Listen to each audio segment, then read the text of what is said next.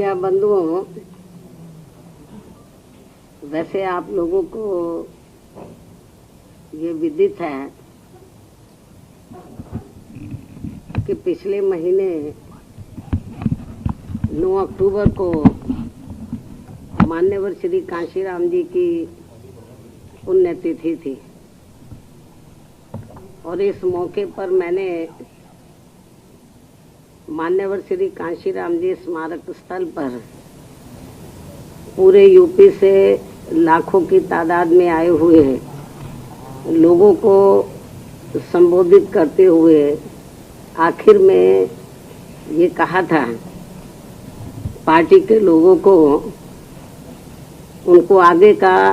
Programme देते हुए उनको ये कहा था कि यहाँ से जाने के बाद तो 21 अक्टूबर से तो आप लोगों को यूपी में 403 विधानसभा की सीटें हैं, तो प्रत्येक विधानसभा में जो आप लोगों ने पोलिंग बूथ की कमेटियां बनाई हैं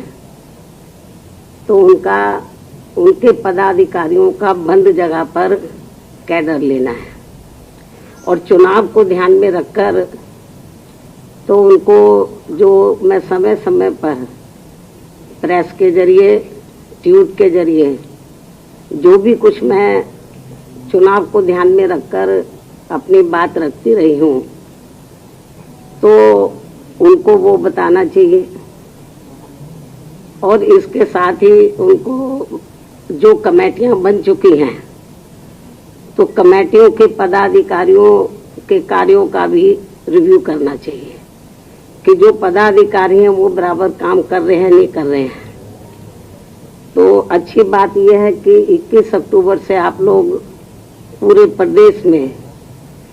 यानी कि 75 जिलों में जितनी विधानसभा की सीटें सब में आप लोग पूरे जी जान से मेरे गाइडलाइंस के मुताबिक आप लोग काम में लग गए।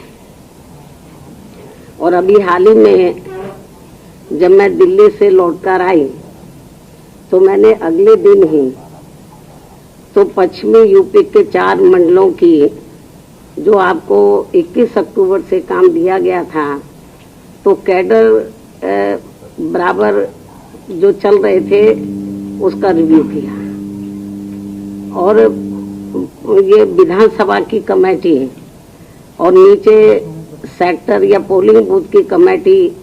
बराबर काम कर रही है नहीं कर रही है पूरा रिव्यू किया और उसके बारे में मैंने प्रेस नोट के जरिए मीडिया को भी अवगत कराया था। और इसी क्रम में तो उत्तर प्रदेश में जितनी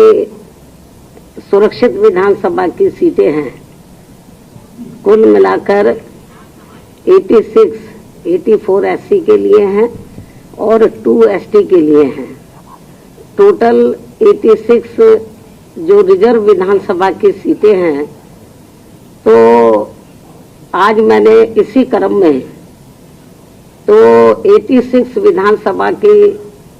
जो सीटें उनके विधानसभा अध्यक्ष को आज इधर बुलाया है और आज मैं कैडर के बारे में और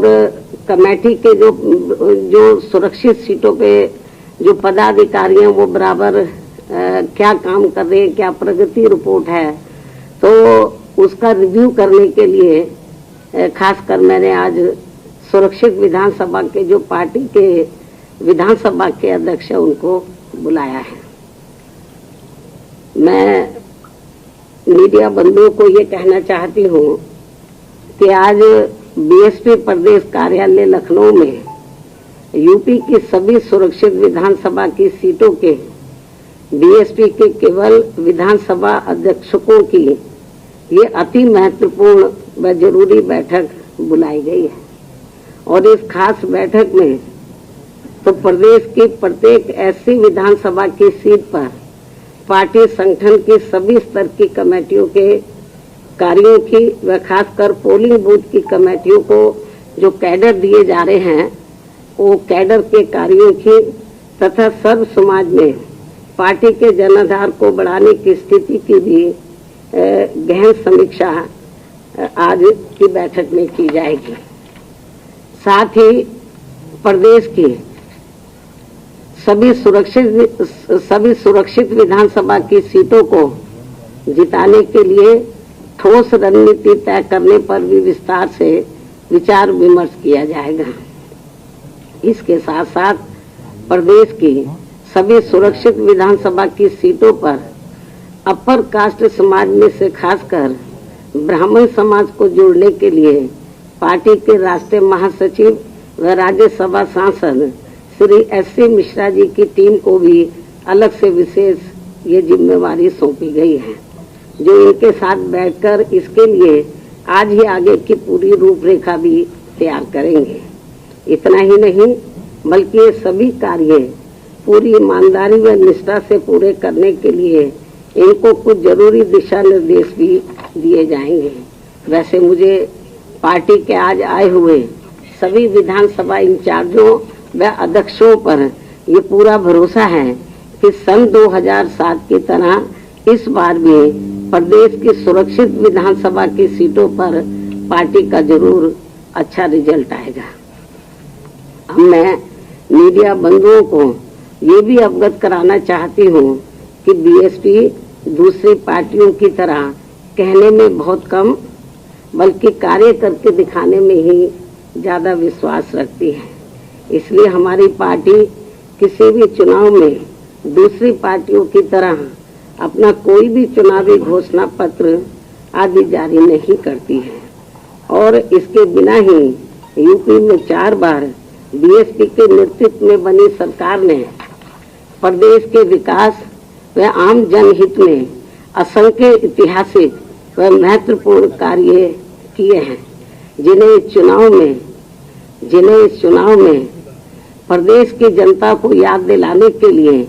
एक फोल्डर भी तैयार किया गया है, जो पार्टी द्वारा जन जन तक पहुंचाया जाएगा। साथ ही उन्हें ये भी आश्वस्त किया जाएगा कि इस बार विधानसभा आम चुनाव में बीएसपी की सरकार बनने पर फिर से आगे भी ऐसे ही सर्वजन हिताय व सर्वजन सुखाय के कार्य किए जाएंगे। और फोल्डर जो तैयार किया है तो वो ये है, आपको भी दे दिया जाएगा, मीडिया को भी। ये हमने ये कई पेज का फोल्डर है, तो जो हमने तैयार किया है तो यूपी में ये पूरे 403 विधानसभा में गांव-गांव और कस्बे तक इस फोल्डर को लोगों के हाथों में दिया जाएगा पढ़ने के लिए, ताकि उन्हें ये एहसास हो जाए कि मेरे नेतृत्व में बनी सरकार ने तो यूपी में क्या क्या महत्वपूर्ण कार्य किए हैं। क्योंकि जब सपा इधर पावर में थी, अब बीजेपी है, तो मेरे ही कार्यों को वो इधर उधर उसके शेप बदल के उसको वो अपने कार्य दर्शाते रहे हैं। जबकि जो मैंने कार्य किए हैं तो मेरे ख्याल आज तक आजादी के बाद लंबे अरसे तक इधर कांग्रेस पार्टी पावर में रही, उसने भी नहीं किए, अन्य किसी पार्टी ने भी इतने कार्य नहीं किए हैं इतने कम समय में, और मौजूदा वर्तमान भाजपा सरकार ने भी इतने कार्य नहीं किए हैं। और इस फोल्डर में कोई विस्तार से जानकारी नहीं दी गई है, बल्कि जो मुख्य महत्वपूर्ण कार्य हैं उनका वर्णन किया गया है, तो ताकि ये जन जन तक ये मालूम हो जाए कि बीएसपी दूसरी पार्टियों की तरह कोई घोषणा पत्र आदि जारी नहीं करती है, कहने में कम कार्य करके दिखाने में ज्यादा विश्वास रखती है। और ये हमने अपनी 4 बार की हुकूमत में ये सब करके दिखाया है। तो ये फोल्डर आज जारी किया जा रहा है, पूरे प्रदेश में ये फोल्डर जाएगा और लोगों को मालूम हो जाएगा कि हमने क्या कार्य किए, और आगे हमारी सरकार बनती है तो इसी पैटर्न पर फिर से कार्य किए जाएंगे। तो प्रदेश का भी डेवलपमेंट किया जाएगा और जनहित का भी, और जो विभिन्न क्षेत्र में जो लोग काम में लगे हैं, चाहे गरीब है, मजदूर हैं, छोटा व्यापारी है, कर्मचारी है, वकील है, तो या हमारे छात्र हैं, महिलाएं हैं, बुजुर्ग हैं, सबके हितों में कार्य किया जाएगा जैसे हमने पहले किया था। और ये सब वैसे तो आप लोगों को मालूम है, मीडिया भी मालूम है, लेकिन मीडिया दर्शाता नहीं है, आपकी भी अपनी मजबूरी है। कितना दिखाना है बीएसपी को मैं समझ सकती हूँ। तो आपकी भी अपनी मजबूरी है, लेकिन हमारी भी अपनी मजबूरी है। जब हमें लगा कि आप लोग हमारे कार्यों को बराबर दर्शा नहीं रहे हैं, तो फिर हमें ये मजबूर होकर ये फोल्डर तैयार करना पड़ा है जो जन जन तक ये जाएगा। तो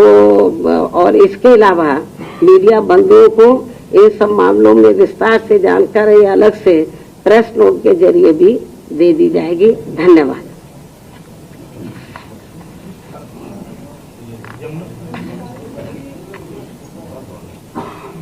आप कब से शुरू करेंगी क्या चुनाव प्रचार कब से शुरू? ये चुनाव प्रचार नहीं है तो क्या है? 9 अक्टूबर को लाखों की संख्या में लोग आए थे, वो चुनाव प्रचार नहीं था। इससे पहले 7 सितंबर को पूरे प्रदेश से ब्राह्मण समाज के लोग आए, क्या वो चुनाव प्रचार नहीं था? और ये जो आज मीटिंग बुलाई गई है, तो ये भी तो चुनाव प्रचार का ही एक पहलू है। बसपा सरकार ने एक्सप्रेसवे बनाया गया था, उसका नाम अटल बिहारी वाजपेयी के नाम से घोषणा नहीं रहते। अभी तो मैंने मेरे ख्याल अभी तो सुना नहीं है। जब ये घोषित हो जाएगा तो उसी समय इसकी प्रतिक्रिया दी जाएगी।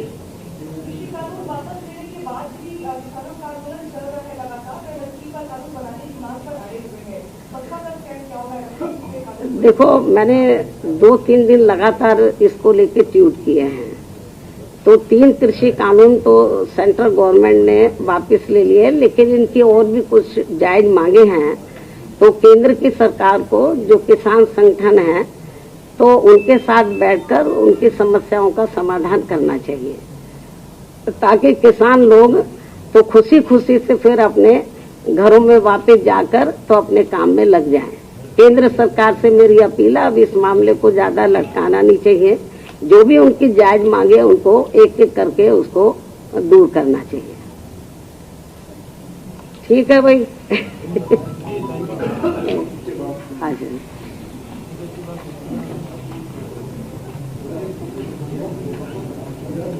नहीं। बहुजन विचारधारा को घर घर तक पहुंचाने के लिए हमारे YouTube चैनल को सब्सक्राइब करें,